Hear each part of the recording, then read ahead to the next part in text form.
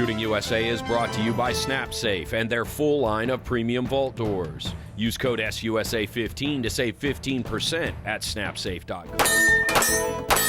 This time, it's the national title in the limited division of the United States Practical Shooting Association. It's run and gun with iron sights as the Grand Masters of the sport shoot for the U.S. Championship. And while the guns are limited, the action certainly isn't in this edition of the Shooting USA Championship Series. Shooting USA's Championship Series, the race for the national titles in America's top shooting sports.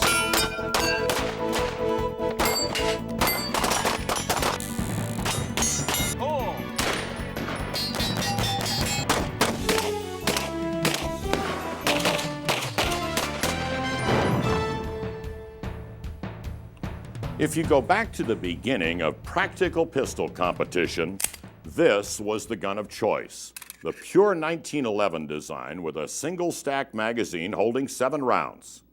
But gun racing, just like car racing, brings innovation, new ideas to gain an edge on the competition. So 1911 designs got wider grips and double stack magazines, and then compensators to control recoil. And in the 1980s, Jerry Barnhart was the first to mount a red dot scope in competition. And that was the beginning of what we now call the race guns. The USPSA responded by creating divisions for competitors by their choice of gun. The open division for the race guns and the limited division with high-capacity magazines, but no compensators and no optics. This is a state-of-the-art limited gun from SVI. Those who shoot limited will argue iron sights is the purest form of practical shooting. At the Grand Master level, there's certainly no limit on the action, as the very best in the game run and gun for the national title. The Central Oregon Shooting Sports Range, just outside of Bend, Oregon, is the site of the USPSA Limited Nationals. It's high action from the high desert, with the world's top practical shooters. As with all USPSA events, it is hit factor scoring that reports each shooter's performance. 2 alpha. Fast shooting with high target scores make for a higher hit factor. The higher the hit factor, the more match points awarded for the stage. We have enlisted longtime practical shooter and author Brian Enos for analysis. Won a couple national championships at the Bianchi Cup, NRA championships, 5 or 6 national championships with the Sportsman's Team Challenge. Mixed up with a few different guys over some years there. Masters championship, and then a couple stock gun steel challenge championships. There will be plenty of action for Brian's consideration as the top shooters navigate the 16 courses of fire. 6-time USPSA 3-gun champion and USPSA president Michael Voigt is ready with his STI 2011 Edge pistol in 40 cal. 2-time IPSC Open Division World Champion Eric Raffel is expanding his game into limited shooting with his Tangfolio Limited HC4 in 40 caliber. IPSC World Production Champion, 2-time USPSA Factory Gun National Champion, and 3-time IDPA National Champion in stock service pistol, Dave Savigny, has his Glock 35 ready to go. 4-time IPSC World Champion Todd Jarrett is ready with his Para-Ordnance 40 caliber. Last but certainly not least is 4-time IPSC World Champion and 3-time USPSA Limited Champion Rob Latham with his Springfield Armory high cap also in 40 caliber. This group comprises what is known as the Super Squad. They will be the ones to watch in this race for the national title. Couple of notes on playing the practical shooting game. You'll see the range officers following each shooter with one of these. A competition electronics timer that records gunshots to the 100th of a second. The score for a stage of fire is the target points divided by the time. Center of mass on the official target scores higher target points. Divide by a shorter time and you get a bigger score. So the winner will be both fast and accurate.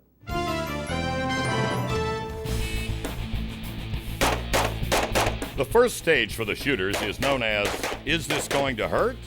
With 11 paper targets and 4 steel poppers, shooters will need 26 rounds to clear this course of fire. Rob Latham takes a smooth and deliberate approach, clearing the stage in 18.84 seconds, good enough for 11th place.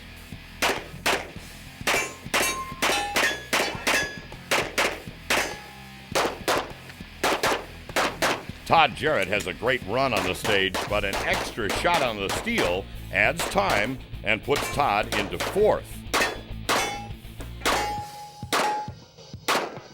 Oh man, I need to shoot the damn thing. It wasn't even there. Clear, slide, range is clear. Phil Strader is on pace, shooting his way into 3rd with a time of 17.18.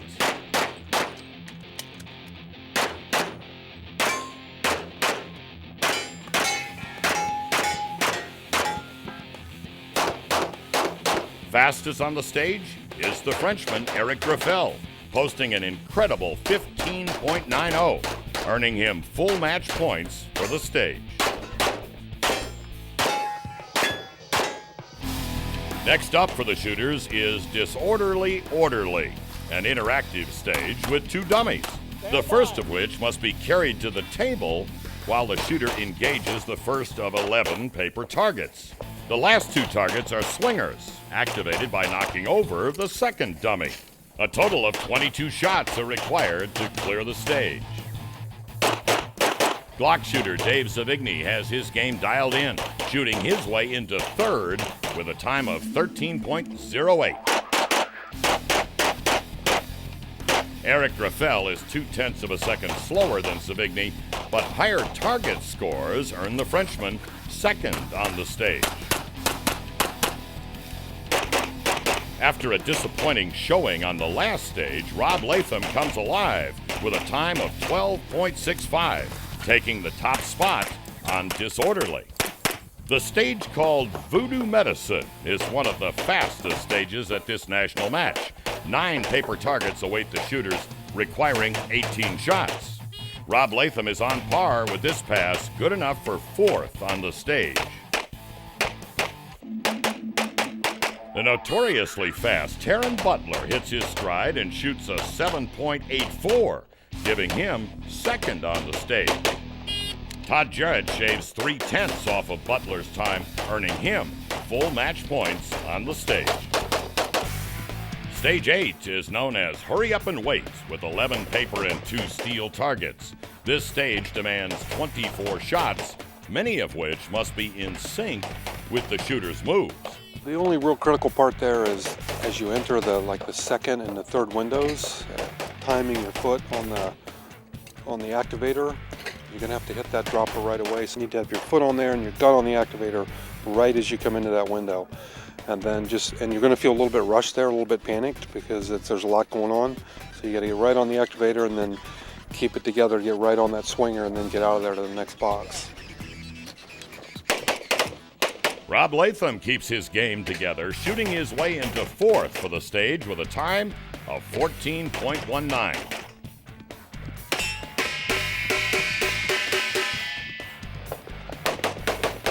Todd Jarrett is just over a second faster, posting a 13.11 second run, giving him 2nd for the stage.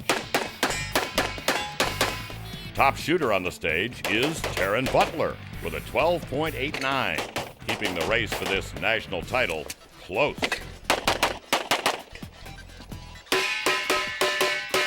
There's more run and gun action from the USPSA Limited Nationals as our championship series coverage continues.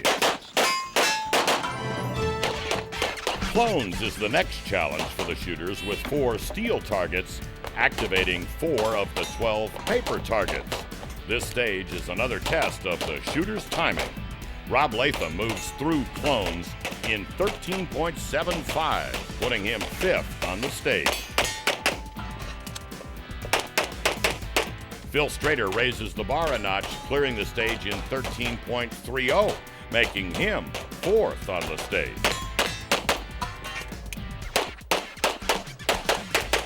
Dave Zavigny noticeably faster, laying down a 12.55, securing third place for the stage. Taryn Butler is 1,300 slower than Savigny, but more accurate. Taryn's higher target scores edge him into second. Next up, the stage called You Want to Stick That Where? Eric Graffel makes short work of the 9 paper and 6 steel targets, posting a 13.87 second pass. But Phil Strader is faster, shooting his way into third for the stage with a time of 12.78.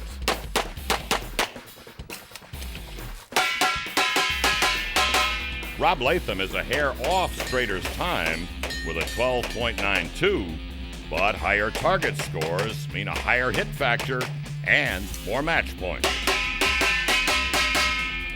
First 6 targets, the first 6 steel targets, they were set up as a little bit of a trap in that they were set up so they were kind of just hanging out from each other a little bit, just enough to sucker you in to try to shooting around the targets, which a couple guys did, but Phil just stood up there and shot 1, 2, 3 and shot 1, 2, 3 across the back.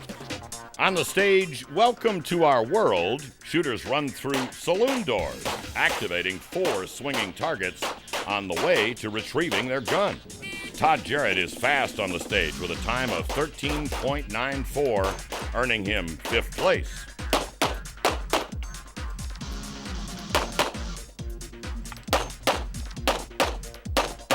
Eric Graffel is 0.3 quicker than Jarrett, nailing down 4th on the stage.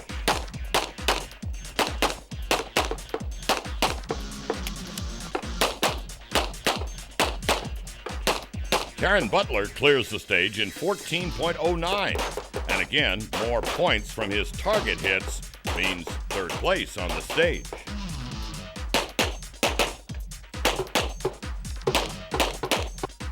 Full match points for welcome go to Dave Savigny, laying down a 13.56 second run.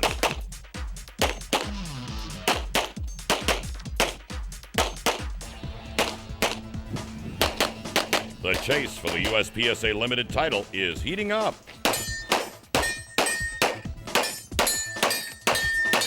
We'll take you through the final stages next.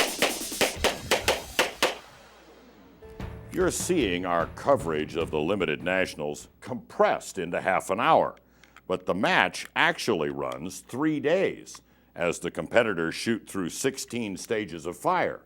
And in 3 days, lots of things can change, like who's having a good day and who's having a bad day. But the big change in this national title match turns out to be the weather. In the 3rd day of competition, mild and sunny becomes something else entirely, adding a new challenge that nobody is enjoying. It's day 3 of the USPSA Limited Nationals, and the high desert weather has taken a turn for the worse. A temperature drop of almost 40 degrees and wind gusts near 30 miles an hour changed the look and the feel of this match in a big way. The USPSA, though, makes no allowances for bad weather. Short of lightning or a tornado, the match goes on. Match goes on. Snow, rain, sleet, hail, you name it. This is an all-weather sport. And that all-weather rule holds true, national championship or not.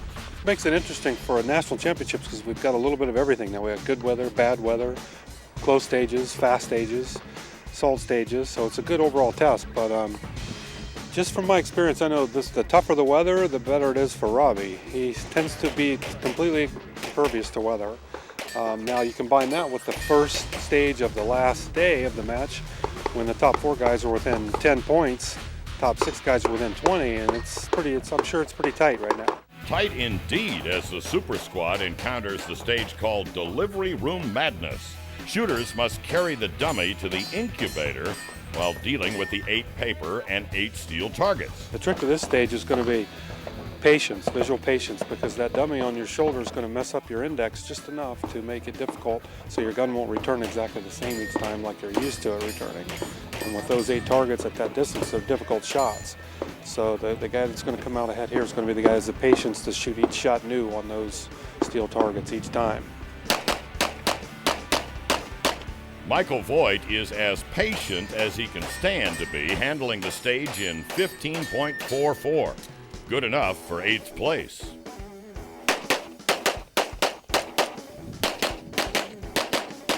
Taryn Butler clears the stage a little slower than Voigt, but his better target scores mean he's 6th on the stage.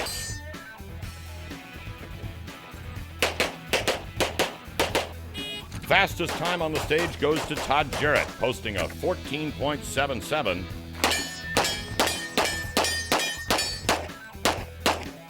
But a few drop target points leave him 2nd on the stage. Top shooter on delivery room is Rob Latham with a time of 14.89.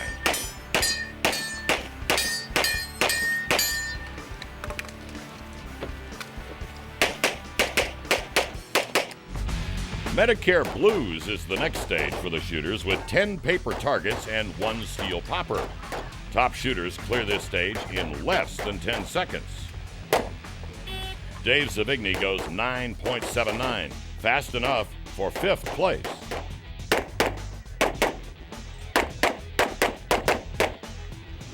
Rob Latham betters Savigny by 0.2, tying up 4th on the stage.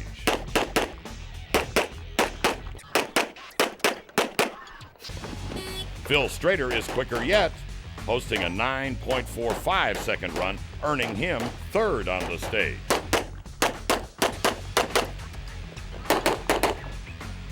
Fastest on the stage is Taryn Butler, turning in a time of 9.35. The last stage in the run for the national championship is known as CAT Scan. Eric Graffel posts the quickest time on this stage, going 14.72, but his target score is down, giving him 4th on the stage and 4th overall for the match. Taryn Butler is still alive in this race, and he's pushing hard. His time is near the top, but lost target points drop him into 7th on the stage, 3rd overall for the match. Rob Latham is leading the race for the overall title. All he needs here is a mistake-free run, and the match is his. His time, 16.21, and his target scores are there, good enough for 2nd on the stage. Phil Strader is poised to be the spoiler if he can clear this stage faster than Latham.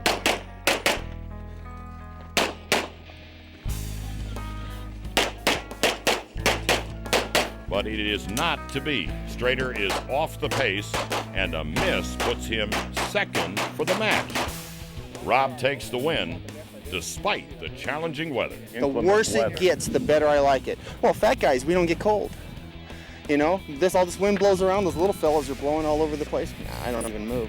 Congratulations, that's 2 back-to-back. Well, if it's done, it's a huge relief, because this has been a dismal year for me. I mean, by my own standards. And yesterday and today, I probably shot close to as good as I could shoot. We'll put limited national champion in your pocket this year. I'll try to do that. Thanks, Jimbo. Thank you.